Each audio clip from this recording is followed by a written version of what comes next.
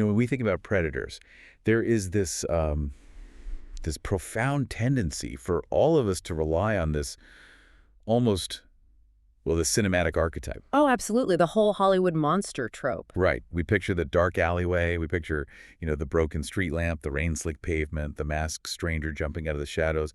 And it's a comforting image in a bizarre way. Because it tells you exactly what to avoid. Exactly. It Well, tells you where the danger lives. Like, if you just stay out of the dark alley, you stay safe. it creates a highly convenient geographic and situational boundary for our fear.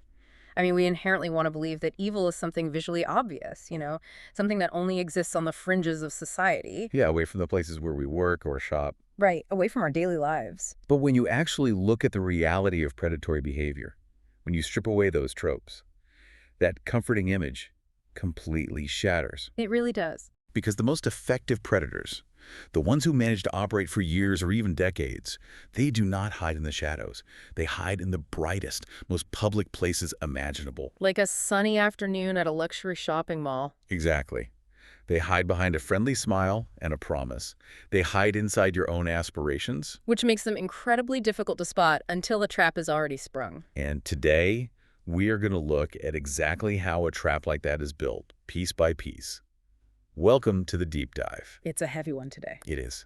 For you listening, if you have ever chased a dream, if you have ever moved to a new city or taken a meeting hoping for a big break, this is going to be a harrowing look at how ambition can be weaponized against you. Yeah, weaponized is the perfect word for it. We have a massive stack of sources today to guide us. We're pulling from criminal databases, California Department of Corrections, and rehabilitation parole calendars. The CDCR records are fascinating. They really are. Yeah. And we also have true crime transcripts and journalistic accounts from Dateline and Backstage. We are going to use all of this to construct a highly clinical forensic timeline of a incredibly prolific serial predator named Victor Paleologus. And tracking an offender's timeline chronologically like this is absolutely vital. Why is that? I mean, for the listener, why focus so heavily on the chronology? Well, it is how we reveal the evolution of a pathology. It shows us how a predator learns from his mistakes, how he adapts to his environment, and really how he refines his methodology over time. Which we see very clearly in this case. I want to set the rules for today's discussion right up front for you. Yeah. We're going to follow a strict victim-by-victim timeline. Okay. We will examine this offender's modus operandi, his MO, in extreme detail. And a warning. We are not going to censor the graphic reality of these attacks. No, we can't afford to do that. Right. We're going to analyze them clinically to understand the true escalation of this offender's violence, the mechanics of his control, and honestly, the systemic failures that allowed him to keep hunting.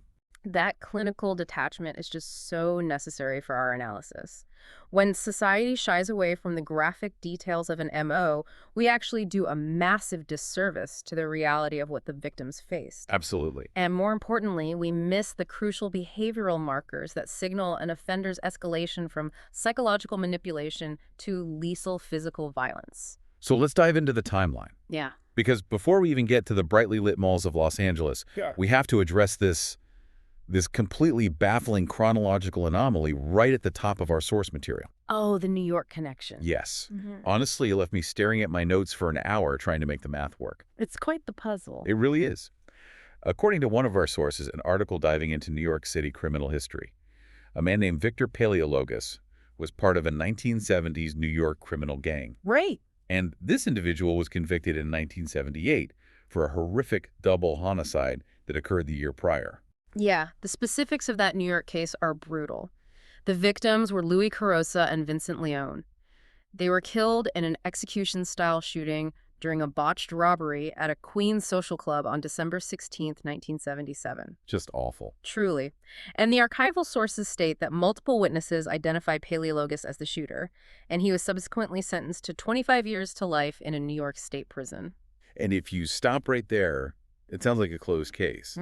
But when we cross-reference that with the heavily documented Los Angeles crimes of the Victor Lawrence Paleologus we're primarily focusing on today, the timeline it implodes. It completely falls apart. Right. Because the California records state he was born on July 16th, 1962. If you do the math, that means in December 1977, when those two men were executed in Queens, this Victor would have been 15 years old. It presents a staggering temporal impossibility. I mean, while a 15-year-old could theoretically be involved in a gang robbery, If he was serving a 25 years to life sentence in New York starting in 1978, he could not physically be committing the documented string of assaults in Los Angeles throughout the late 1980s and 1990s. He would be sitting in a cell in upstate New York. Exactly. So we have to hypothesize here. Are we Yeah. looking at two completely different offenders who just happen to share an incredibly specific, unique name? Which is statistically wild. Right. Or is this a massive compounding error in the public record? Like maybe a father-son dynamic where the names were conflated by journalists decades later. In my experience, synthesizing decades-old criminal data, this kind of conflation is more common than people realize. Really? Oh yeah, pre-digital records were heavily reliant on manual data entry, and once a journalist or a clerk merges two files with the same name, that error becomes enshrined as fact in subsequent reporting. That is terrifying. It is. But regardless of whether this is an incredible coincidence of nomenclature or a data error, this anomaly highlights a much broader, deeply concerning issue for anyone trying to track predators. Which is? The sheer opacity of the parole system. Yeah, that's the part that really disturbed me in the source material. If we assume these are two different men, the New York source points out how incredibly difficult it is to find out if the 1970s Paleologus was ever paroled. It's nearly impossible. Right. The New York Department of Corrections and Community Supervision flat out refuses to comment on individual cases unless parole is explicitly granted. Yes. The proceedings, the psychological evaluations, the risk assessments, they are totally sealed from public view. It is a system that fundamentally prioritizes institutional privacy over public awareness. If the New York Paleologus received 25 to life in 1978, he would have become eligible for parole around 2003. Right around the same time the LA Paleologus is ramping up. Exactly. And when a violent offender hits that eligibility window, the public is rarely informed unless they are the direct victims registered with the state. This veil of secrecy creates an environment where individuals with violent homicidal histories can potentially reintegrate into society with absolute anonymity. So the system relies entirely on the parole board's isolated judgment. Completely. It totally removes community oversight. It's the ultimate blind spot. You know, you could be standing next to someone in a grocery store who served 25 years for an execution-style double homicide, and unless you have subpoena power, you would never know. Never. And while that 1970s New York case remains this murky chronological ghost in our files, the timeline of Victor Lawrence Paleologus in Los Angeles leaves absolutely nothing to the imagination. No. The documentation there is exhaustive. It is. So let's pivot. As we transition our focus entirely to Los Angeles in the late 1980s, we are afforded a terrifying, unobstructed view into the genesis of a highly specific predatory profile. Yes, let's look at his background. Let's establish who this man was in the late 80s. Victor Lawrence Paleologus was a former Italian restaurant owner. His restaurant was located on La Cienega Boulevard, which is a major thoroughfare in Los Angeles. Very busy, very public. Yeah. He was one of 5 sons. He was divorced. He was, by all outward appearances, a normal guy trying to make a living in the city. Just a local business owner. Right. But in 1989, we see the very first iteration of the trap he would spend the next 14 years perfecting. He realizes he can use the illusion of the entertainment industry to lure aspiring young women. The ultimate LA bait. Exactly. And this brings us to victim 1, Christine Collegian. The year is 1989, and Christine is just 21 years old. Paleologus approaches her, but he hasn't yet developed the grandiose movie producer persona he becomes known for later. You start slightly smaller. Yeah. He claims to be a music executive at Columbia Records. He tells her he has the connections to make her a star. It's the absolute classic Los Angeles lure. The promise of access. The promise of being discovered by someone who holds the keys to the kingdom. Right. He leverages this completely fabricated authority to bypass her normal safety protocols. And it works. He gets her into his hotel room. And this is where the clinical reality of his pathology comes into stark focus for the very first time. He didn't just invite her up, have a few drinks, and opportunistically attack her. No. He had hidden ropes in the hotel room beforehand. And we really have to pause on that detail because hiding the ropes is a critical behavioral marker. Break that down for us. Why is that so significant? In predatory psychology, bringing and concealing restraints demonstrates extensive prior planning. It shows fantasy rehearsal. So he's been playing this out in his head. Exactly. He wasn't hoping for a spontaneous sexual encounter. He had a specific intent to physically bind, terrorize, and control his victim. It elevates the incident from a crime of opportunity to a structured, premeditated hunt. That is so chilling. And once he gets Christine into the room, the facade drops. He attempts to tie her to the bed and rape her. But Christine fights back. She physically battles him, she survives, and she gets away. And you would think, with premeditated restraints and an attempted rape, the justice system would lock him away and throw away the key. You would hope so. Instead, Paleologus is apprehended, and he is handed a plea bargain that frankly made my jaw drop when I read the source material. It's a systemic failure. He receives just 3 years of probation, the charge, false imprisonment by violence, Yeah. 3 years of probation for a premeditated trap involving hidden ropes. How does that even happen? To understand how that happens, you have to look at the mechanics of the justice system, particularly in the late 1980s and early 90s. Okay. Courts were massively backlogged. Prosecutors are constantly weighing the cost of a trial against the certainty of a conviction. Because Paleologus didn't successfully complete the rape, the prosecutor likely felt that proving attempted rape to a jury would be a difficult, he said, she said battle. Which is incredibly frustrating. It is. But a plea bargain for false imprisonment guarantees a conviction on paper. The problem is, it completely neutralizes the sexual and predatory nature of the attack in the eyes of the law. So it recategorizes a sexual predator as someone who just, got into a scuffle and wouldn't let someone leave a room. Exactly. The system processed it as a lesser, almost administrative violence. And because of that, he stays on the streets. And worse, he learns. He adapts. Right. The failure of the Columbia Records pitch and the hotel room attack doesn't deter him at all. It serves as a testing ground. He's iterating. Yeah. Which brings us to 1991 and victim 2, Elizabeth Buzzini. Though we should note for the listener, some of the archival sources refer to her as Elizabeth Davis. Right. And he meets Elizabeth at a bar. And notice the immediate adaptation in his MO here. The music executive pitch failed to secure his ultimate goal with Christine, so he pivots to film. He introduces himself as Joe Messi, and he claims to be a producer for Disney. Disney. And he starts talking about a James Bond movie. Disney and James Bond. He is instantly attaching himself to globally recognized multi-billion-dollar franchises. It's a brilliant manipulative tactic, honestly. It provides this immediate aura of legitimacy and massive wealth. Who questions a Disney producer? Right. But his attack methodology also shifts here. With Elizabeth, he doesn't try to lure her to a room and use ropes right away. While they are at the bar, he stealthily slips a white powder into her drink. He is experimenting with chemical submission. Because the physical restraint failed. Exactly. Physical restraint failed with his first victim because she fought back. So his predatory logic dictates that he needs to neutralize the victim's ability to fight before he isolated them. He is testing different methods of total subjugation. That Elizabeth is sharp. She catches him. She notices the powder dissolving in her glass. Good for her. Seriously. She immediately alerts the staff and calls the police. Paleologus realizes he's caught, and he escapes before the police arrive. And infuriatingly, no charges are filed. None. He just vanishes back into the Los Angeles sprawl. Why weren't charges filed? The lack of charges here is another systemic friction point. Because there was no physical assault, because she didn't ingest the drugged drink, and because he fled the scene, the legal threshold for prosecution in 1991 was incredibly difficult to meet. You have to prove what the powder was. Yes, and you have to prove intent, which is hard when the suspect is gone and the powder might just dissolve into nothing. Right.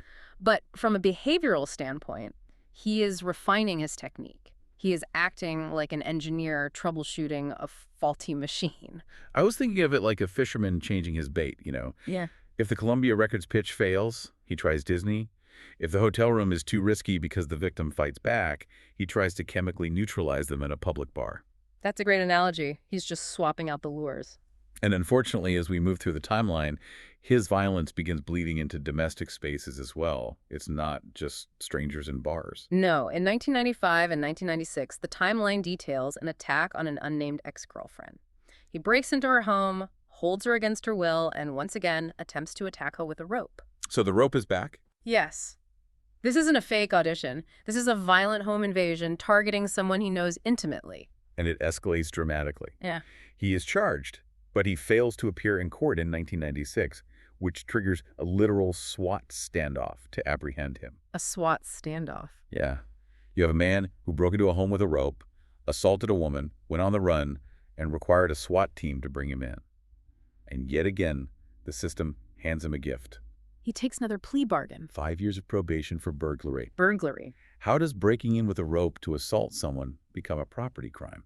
It is a profound misclassification of violence. He broke into a woman's home to attack her with a rope, but because the legal system relies heavily on property statutes, the conviction is categorized essentially as a property crime. That is just wild to me. The system repeatedly failed to look at the totality of his actions. They treated the 1989 false imprisonment and the 1996 burglary as isolated anomalies, rather than recognizing a clear escalating pattern of a violent sexual predator obsessed with binding women. Let's step back for a second and look at the sociology of this, because it's crucial to understanding how he operated for so long. Why Los Angeles? Why Hollywood? Why does this specific producer ruse work so effectively over and over again? Well, Hollywood is an industry entirely built on informal meetings, unverified promises, and sudden, life-changing big breaks. Is right. You have tens of thousands of young people arriving in Los Angeles every year, and they are socially conditioned by the mythology of the town to believe that an impromptu meeting in a mall or a casual chat at a coffee shop could genuinely be the start of their career. Yeah, you hear those stories all the time. Exactly. Harrison Ford was a carpenter before he was cast in Star Wars. Charlize Theron was discovered arguing with a bank teller. That lore is everywhere. It's in the water in L.A. It is. Yeah. And Paleologus weaponized that exact cultural mythology. He didn't have to drag victims into an alley. He just had to open a door and tell them their dreams were on the other side. That is so deeply unsettling when you frame it that way. The trap isn't just his lie. The trap is their own ambition. He is using their hope as the bait. And as we move into the late 1990s, he takes that trap and he perfects it into a highly clinical formula. Right. This is the era of the refined Bond girl ruse. And this is where we see the introduction of his uniform. Yeah, let's talk about the uniform. He stops just promising roles and starts making highly specific demands. He requires his victims to wear a very particular outfit to these fake auditions. A black or white button-down shirt, a miniskirt, stiletto heels, and nylon stockings. Highly specific. Let's look at victim 4, Heather Moore, to see how this uniform functions in real time. It's August 28th, 1998. Paleologus approaches Heather and her friend, Kimberly Harrow, outside the Sky Bar on Sunset Boulevard in West Hollywood. Which is a very trendy, exclusive spot. Very. He gives them the James Bond pitch. He instructs Heather to wear that exact uniform.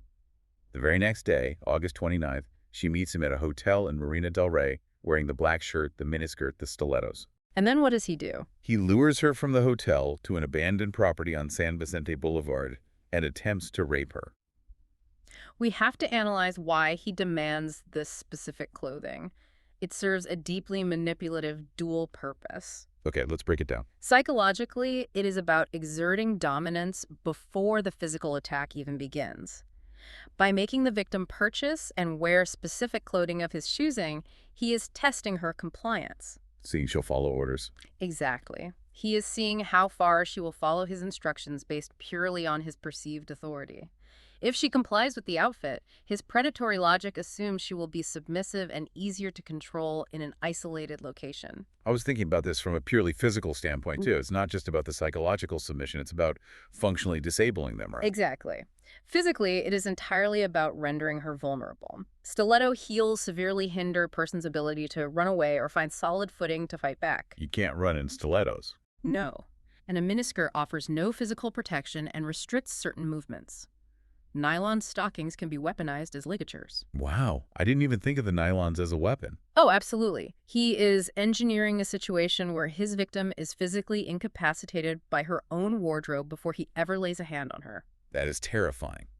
But Heather Moore survives the attack. She does. And Paleologus is finally convicted of a charge that actually sounds accurate. Assault with intent to commit rape. Finally. Right. He is sentenced to 8 years in state prison. He goes behind bars in the year 2000. But before that prison door shut, there was another encounter in late 1998 or early 1999, victim 5. And this one is fascinating. It really is, because it shows us exactly what happens when you introduce a wrench into his carefully calibrated machine. This incident involves Kathy DeBuono. She was a working actress at the time, actually appearing on the television show Star Trek, Deep Space Nine. So she's not a rookie. Not at all. He spots her at the Century City Mall, which is a sprawling, high-end outdoor shopping center in Los Angeles. He approaches her, introduces himself as Brian, and claims he works for Disney. There's the Disney pitch again. Yeah. And he specifically compliments her legs, which fits the physical focus of his uniform demand perfectly. And he pitches her a James Bond movie poster shoot. But Kathy de Bueno isn't a naive newcomer. She is an industry professional. Right. So she asks him for a business card. Which is the immediate kryptonite to his ruse. Huh? A real producer always has a card. How does he react when she challenges his authority? He fumbles completely. He digs into his pockets and produces a tattered, worn-out Disney business card, but then immediately snatches it back, claiming it's his last one. Classic deflection. And then he tries to aggressively pressure her to leave the mall with him right then and there. But she refuses. She flat out refuses. She takes down his contact info instead, gives it to her talent agent, and the agent calls the number. And what happens? The person on the other end of the phone confirms that the man at the mall is an absolute imposter. So she has definitive confirmation from her representation that this is a scam. Yes. But she still engages with him. She does. And it's a wild power move. She agrees to go to the meeting location he provided, an address on Laurel Canyon in the Hollywood Hills. That's incredibly brave, but also very risky. It is, but here's the critical counter move that saves her life. She doesn't go alone. She brings a male stuntman from the set of Deep Space Nine to act as a chaperone. Oh, that's smart. Very smart. Yeah. She parks her car, she waits at the location, and Paleologus never shows up. Because he was watching? Exactly. He sees the male chaperone and he immediately aborts the attack. This tells us everything we need to know about his risk assessment and his true nature. Which is what? Paleologus is a predatory coward. He is not a cinematic monster driven by an uncontrollable compulsion to kill, regardless of the circumstances. He is highly calculated. He wants an easy target. He is hunting for absolute, isolated vulnerability. The moment the power dynamic shifts, the moment he realizes he does not have complete physical dominance represented by the presence of a male stuntman, he walks away. He only attacks when the odds are entirely engineered in his favor. Which brings us to the most enraging, tragic part of this entire deep dive. The 2003 parole and the hunting spree. Yeah, this is where the system truly fails. Because Paleologus was sentenced to 8 years in 2000 for the attack on Heather Marr. But due to the parole laws and systemic calculations of the time, good behavior credits, prison overcrowding, he doesn't serve 8 years. He serves a fraction of it. A tiny fraction. He is released on parole in early 2003. And this is where the Swiss cheese model of systemic failure perfectly aligns. Explain the Swiss cheese model for us. In disaster analysis, the Swiss cheese model posits that every system has holes flaws, human errors, legal loopholes. Usually the holes don't line up and disaster is averted. Right. The solid part of one slice blocks the whole of another. Exactly. But in this case, the justice system allowed a man with 7 prior convictions, including violent false imprisonment, a SWAT standoff, burglary with a rope, and attempted rape to walk out the door. The holes aligned. And the second his boots hit the pavement, he immediately resumes hunting. Let's look at late January 2003, just days after his release. Victim 6, Alice Walker. Alice was 24 years old. She had just moved to Los Angeles from Chicago 3 months prior. She is the exact demographic he targets. Young, new to the city, ambitious. And she is working as a waitress at Houston's restaurant in the Center City Mall. The exact same mall where he approached Kathy de Bueno years earlier. Right. He is returning to his established hunting grounds. He sits in Alice's section. He tells her his name is Victor, that he's an author from New York who just moved to LA to publish a book. A new alias. Yeah. And Alice, being a former English major, naturally takes an interest. They build a rapport, and after her shift ends at midnight, she agrees to meet him for coffee at the nearby Century Plaza Hotel. The time of day is a significant escalation here. Meeting a target at midnight establishes a baseline of isolation right from the start. The mall is closed, the crowds are gone. What happens during this midnight meeting? Well, he starts describing the plot of his novel, and he tells her that a major plot point in the book involves the brutal strangulation of a woman in a car. That is classic psychological conditioning. It's terrifying. It's often referred to as testing the waters or the boiling frog technique. He is intentionally introducing the concept of lethal violence, specifically strangulation, into the conversation under the safe guise of fiction. Just to see how she reacts. He is watching her body language, testing her reaction to violent imagery, seeing if she recoils or if she stays engaged. Then he pivots back to the classic lure. He casually mentions that his friend is directing the new James Bond movie, and they desperately need a strong, athletic, Jennifer Garner-type actress. The Bond pitch returns. Right. He has Alice stand up right there in the hotel. He touches her calves, claiming he needs to see if she is as strong as she claims to be. Breaking the physical barrier. Exactly. Alice was a former ballerina, so she assumed he was just checking her fitness for an action role. He promises her an audition. And to seal the deal, he throws out massive, life-changing numbers, $200,000 in pay, plus lucrative endorsement deals with Donna Karan and Maybelline. That's huge. And then he demands the uniform. He tells her she must wear a white shirt, a miniskirt, black stilettos, and nylons that, quote, sparkled like diamonds. He has completely reset his trap, but he's upgraded the bait. Big time. He is using the exact same methodology that sent him to prison, but he's adding incredibly lucrative financial details to make the lure absolutely irresistible. He knows the psychology of a struggling 24-year-old in a new, expensive city. $200,000 bypasses critical thinking. Alice agrees to the audition the next day. He lures her to an abandoned Pilates studio on La Cienega Boulevard. Remember, he used to own a restaurant on La Cienega. He knows the geography of this street perfectly. Right. The studio is a nightmare. It's covered in dirty AstroTurf. There's just a small, ratty leather couch and an old countertop. Which completely contradicts the glitz of a $200,000 offer. Exactly. And when Alice arrives, he tells her to park her car behind his silver Mercedes. And this immediately sets off alarm bells for her, because the night before at the hotel, he specifically claimed he didn't own a car and only took cabs. Her intuition is registering the inconsistencies. The survival instinct is firing. But she doesn't leave. No, because the power of the lure, the money, the endorsements, the Bond film is overriding her fear. This is the tragic cognitive dissonance victims face in these traps. They want the opportunity to be real so badly that they rationalize away the blaring red flags. Put yourself in Alice's shoes for a moment. You are standing on dirty AstroTurf in an abandoned building. The psychological torture he puts her through inside that studio is horrifying. What does he do? He forces her to go into a bathroom to change into the specific outfit. Alice is so terrified by the vibe of the room that she holds the bathroom door shut with her foot while she changes. She even told a friend at work to call the police if she didn't show up for her next waitress shift. She knows she is in grave danger. She is taking defensive measures. But she still puts on the outfit. Yes. She comes out in the stilettos and the miniskirt. Paleologus compliments her, tells her she looks perfect, tells her she's going to get the role, and then he starts posing her. Posing her how? He forces her to sit provocatively with her legs crossed on the edge of a chair, claiming the director needs to see how her thigh muscles look on camera. He makes her walk seductively across the room, pretending to hold a gun.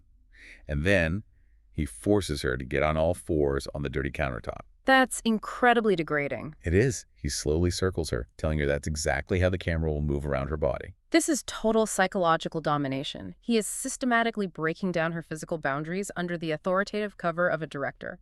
By forcing her into submissive, vulnerable, and highly sexualized positions, he is exerting complete control over her body, normalizing his dominance before he strikes. Alice is incredibly uncomfortable. She finally asks when the actual audition with the camera crew is happening. Paleologus fakes a phone call and tells her it's canceled because Sean Connery is sick. A ridiculous excuse. But before she can change back into her regular clothes, he physically escalates. He pulls out a necktie. The necktie. He persuades her to try it on as a prop. As he wraps the tie around her neck and begins to tighten it, Alice's survival instincts take over. She shoves her thumb between her skin and the tie to protect her airway as he pulls. This is the most chilling moment of the timeline so far. Why does he rehearse it like that? Because he is conditioning her. He is seeing exactly how much physical restraint and dominance she will tolerate under the guise of an acting exercise before she fights back. He is literally testing the mechanics of strangulation on a live victim, feeling the resistance, calculating the force required. Well, she survives that night. Astonishingly, the psychological grip of the trap is so strong that she actually meets him again a few days later. She meets him again. Because she still desperately wants the role and believes it might be real. During this second meeting, he forces her to rehearse a scene where he violently grabs her hair and fakes a kiss. After 15 agonizing takes, he forces a real kiss. Alice shoves him across the room, yells no, and leaves. Good. She eventually realizes he's a total fraud during a dinner where he slips up on his own fake last name. She escapes. But she was inches away from being murdered on that dirty AstroTurf. And the terrifying reality is that Alice wasn't the only one he was hunting during this specific window in early 2003. Not at all. Between January 24th and February 12th, 2003, he has near misses with at least 2 other women. Who are they? Victim 7, Susan Murphy. He gives her the pitch, tells her to wear the outfit. But Susan does exactly what Kathy DeBuono did. She brings a chaperone to the meeting. Paleologus sees the chaperone, backs off, and Susan survives unharmed. Again, the cowardice. Yep. Then there's victim 8, Meredith Lucidine. On February 12th, he approaches her at a payphone at the Century City Mall. He gives the Bond girl pitch. But Meredith demands a business card. When he fumbles his pockets and can't produce one, she turns her back and walks away.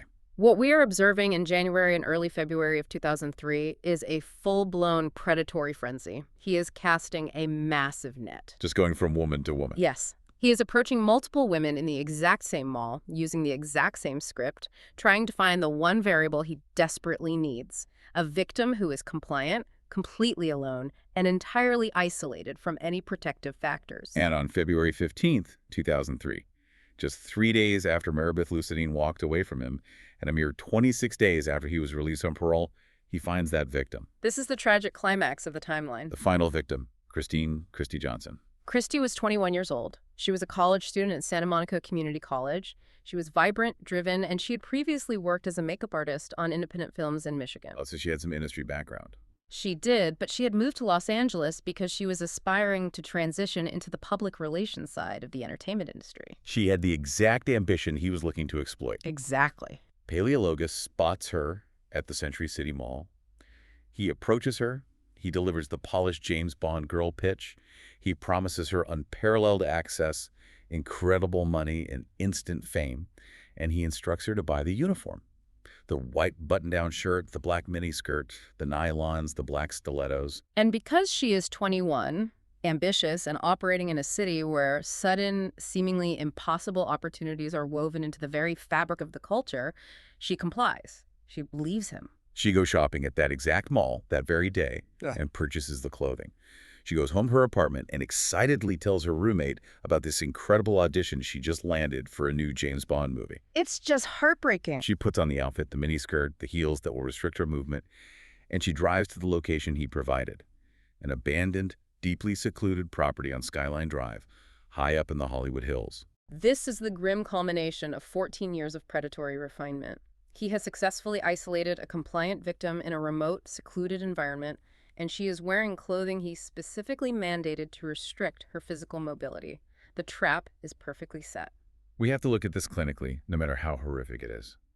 When Christy arrives at the house on Skyline Drive, the audition facade vanishes. Paleologus attacks. He overpowers her. He binds her. He partially undresses her.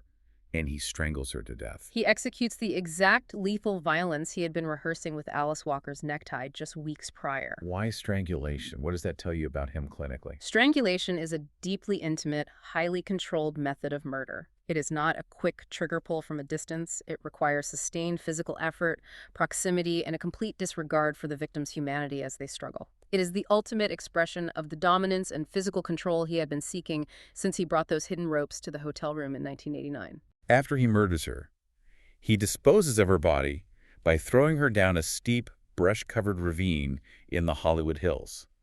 And the forensic details uncovered later are absolutely devastating. What did the medical examiners find? They found that the fall down the rocky ravine inflicted a severe perimortem head wound. Oh, God. In forensic pathology, perimortem means the injury occurred at or near the exact time of death. So what does that imply here? The implication here is agonizing. It suggests that Christy may have still been faintly alive, perhaps deeply unconscious from the strangulation, but with a heartbeat, when he callously discarded her body down the hill.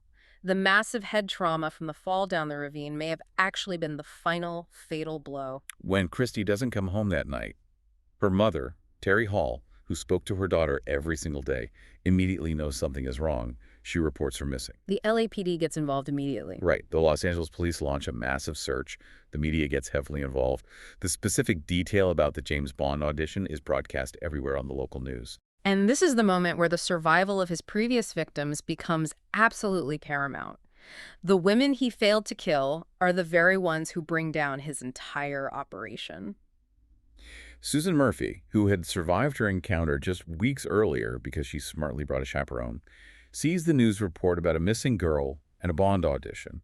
She immediately goes to the police and helps them create a highly accurate composite sketch of the man who approached her at the Century City Mall with the exact same pitch and the exact same clothing demands. That sketch is a game changer. That sketch is released to the public, and the person who recognizes the sketch is the ultimate indictment of the system. Who was it? It's his own parole officer. The parole officer sees the sketch on the evening news and immediately calls the LAPD saying, "I know exactly who that is. That's Victor Paleologus." But the irony, or perhaps just the predictable nature of his relentless criminality, is that by the time the police put the pieces together and go to arrest him for Christie's murder, he is already sitting in a jail cell. Right. 2 days after Christie disappeared, Paleologus was arrested for attempting to steal a BMW in Beverly Hills. He was literally sitting in custody on a grand theft auto charge while the entire city of Los Angeles was searching for a murderer. But having the suspect in custody is only half the battle for law enforcement. Yeah. They still had to find Christie, and they had to build an airtight forensic case against him to prove murder. And that proved to be incredibly difficult due to the element. Right. It wasn't until March 3rd, 2003, more than 2 weeks after she disappeared, that a group of hikers finally discovered Christie's body at the bottom of that Hollywood Hills ravine. The forensic reality of that 2-week delay is crucial to understand from a legal perspective. Because of the weather, right. Yes. During those weeks, Los Angeles experienced unusually heavy, persistent rainstorms.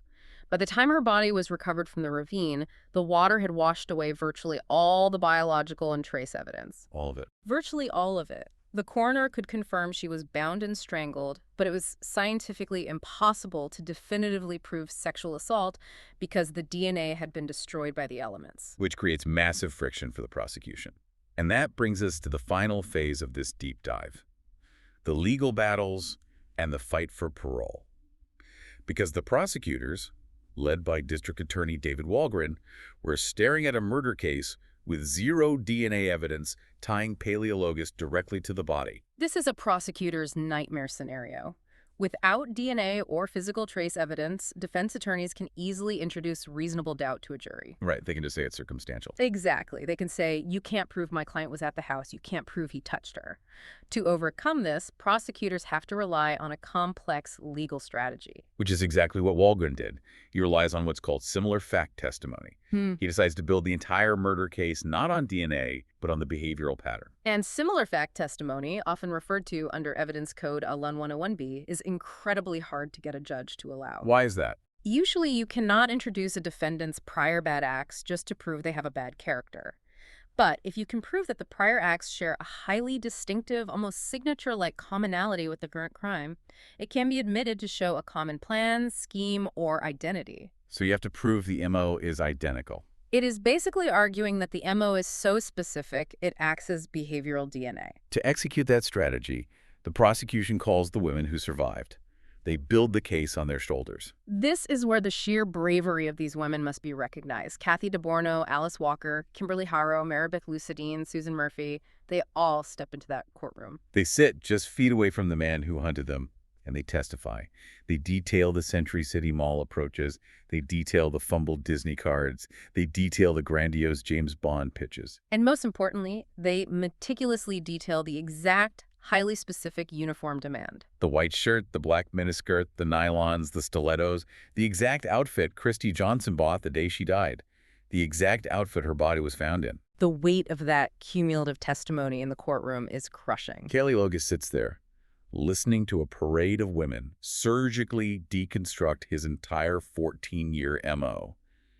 And he realizes he cannot beat this. Faced with the very real, looming possibility of the death penalty if a jury convicts him, his cowardice kicks in again. He capitulates. Less than 2 weeks into the trial, he takes a plea deal to avoid death row. He pleads guilty to the murder of Christy Johnson, and he is sentenced to 25 years to life. But the psychological manipulation doesn't magically end just because he utters a guilty plea. Oh no, it continues. Predators like Paleologus are obsessively driven by control, and when the legal system finally strips them of their physical control, they desperately attempt to manipulate the narrative to maintain their ego. It is genuinely infuriating to read. On September 15th, the actual day he's supposed to be formally sentenced, He attempts to blow up the entire deal. What does he do? He submits an 11-page handwritten letter to the judge, completely retracting his confession. He claims he is entirely innocent. He blames his lawyer, Andrew Flyer, for coercing him. And he uses this incredibly convoluted pseudo-intellectual language to make his case. I remember this. He cites misrepresentation of facts and spurious guidance by counsel. But my absolute sickening favorite is when he claims he only pled guilty because of surreptitious and piquant incentives by counsel to capitulate. Piquant incentives. Yeah. It is the exact language of a malignant narcissist who genuinely believes he is the smartest person in any room he walks into. He is trying to use a thesaurus to litigate his way out of a premeditated murder conviction. It's absurd. He refuses to take an ounce of accountability, framing himself as the tragic victim of a manipulative lawyer, completely ignoring the fact that he systematically lured, bound, and murdered a 21-year-old woman. Thankfully, the judge, Robert Perry, sees right through the charade. He denies the motion, keeps the plea bargain intact, and sends Paleologus to state prison. But here is the chilling reality we have to face right now, today. What's that? 25 years to life means exactly that. He is eventually eligible for parole. Yes, and according to the California Department of Corrections and Rehabilitation documents we pulled for this deep dive, Paleologus is currently incarcerated at the California Institution for Men in Chino. Because of his sentencing structure, he actually became eligible for parole in 2023. He waived his right to a hearing in August 2023, pushing it back. But the records are explicitly clear. His initial suitability hearing is on the docket. It's scheduled for October 8th, 2025, and it will be conducted via a VC, a video conference hearing. The systemic implications of that upcoming hearing are profound. We have to look at the totality of the timeline we just walked through. The justice system allowed a man with 7 prior convictions to be paroled just 26 days before he committed a premeditated murder. The failure of the system to recognize his escalating pattern of violence directly resulted in Christy Johnson's death. And now, because of the mechanics of that very same parole system, the burden of keeping him inside falls right back onto the shoulders of the victims. Christy's parents, Terry Hall and Kirk Johnson, and the surviving women like Kathy DeBueno and Alice Walker, have to continually fight. They have to face the immense re-traumatization of preparing victim impact statements, attending these video hearings, and reliving the absolute worst moments of their lives, just to ensure a documented serial predator doesn't get to walk back into a shopping mall. It is an agonizing, never-ending cycle for these families. They are tethered to the offender's administrative timeline for the rest of their lives. But their continued vigilance and their willingness to testify is often the only thing standing between an offender of this magnitude and the unsuspecting public. Which brings us back to you, listening to this. Why does tracing this horrific clinical timeline matter? It matters because this deep dive shatters that cinematic illusion we talked about at the very beginning. Monsters don't always lurk in dark alleys waiting for you to walk by. Sometimes they are walking right past you in the brightly lit, crowded corridors of the Century City Mall. They are sitting at the table next to you at a restaurant. They are wearing the mask of our own aspirations, offering us the one thing we want most in the world. Paleologus didn't hunt with a weapon drawn. He hunted with a promise. He fundamentally understood that ambition, when left unguarded by skepticism, creates a profound vulnerability. And I want to leave you with a final provocative thought to mull over as we wrap up today. Consider the geography of ambition. The geography of ambition. Yes. In cities like Los Angeles, New York, Nashville, London cities where thousands of people arrive every single day hoping to be discovered, how many other predators are operating right now in plain sight? It's a terrifying question. How many have built entirely legal businesses, fake talent agencies, scam acting classes, predatory photography studios, specifically to exploit that exact vulnerability? The trap Victor Paleologus built wasn't just the fake James Bond movie.